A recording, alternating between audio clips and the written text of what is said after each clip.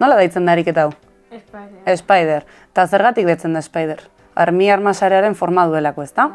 Nola egin dezakegu ariketa hau? Bi zenbakiak hamarrera Iristeko zer egiketa egiten dugu? eragiketa. Batuketa, ezta? Oso ondo. Bale, ehuneko taula erabiliko dugu pixkat laguntzeko moduan. Nola egin dezakegu?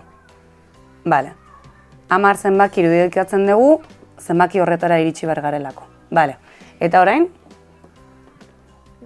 zenbaki bat aukeratu. Kasu honetan, 5. Bale, 5 zenbaki idatziko dugu. Bale, 5 zenbakitik 10 zenbakira, zenbat salto egiten ditugu?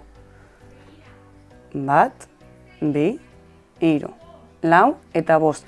Orduan bestaldean falta zaigun zenbakia zein izango litzateke? 5. Oso ondo. Goazen beste zatitxo bat betetzera.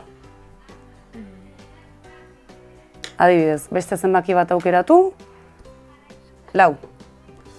4 zenbaki idazten dugu. Eta orain, 4etik 10era zenbat pausu daude? 5 eta 6. Oso ondo. Eta hori idazten dugu, 6 zenbakia. Bai? Betetzen jungo gara poliki-poliki. 3 zenbaki aukeratzen dugu orain.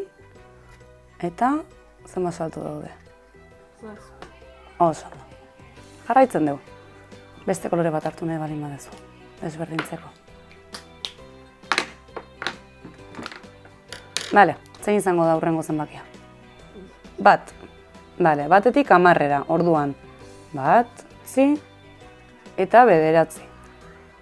Bale, orduan, alde batean, 1 zenbakia jartzen balin badugu, bestaldean? 9. Oso ondo. Bale, eta azkena, lehenengo pausa bukatzeko. 2 zenbaki aukeratzen dugu. Bale, 2etik 10era. 1, 2,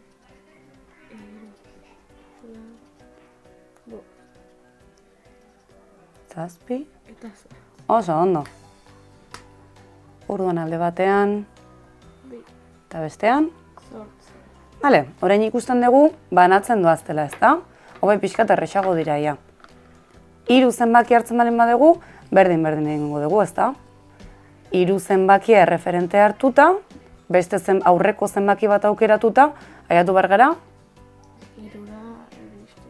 Hori da, orduan, hau nola egingo zenuke? 2 eta 1, badakigu 2 gehi bat, 3 dela, ezta? Bale, jarraitzen dugu. 7, 5 eta 2. Oso ondo. 4, 3 eta 1.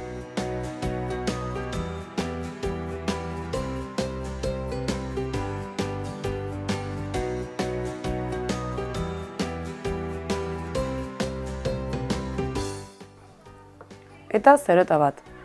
Eta gure Spiderra osatuta egongo litzateke, ezta? Bai. Oso ondo, primeran.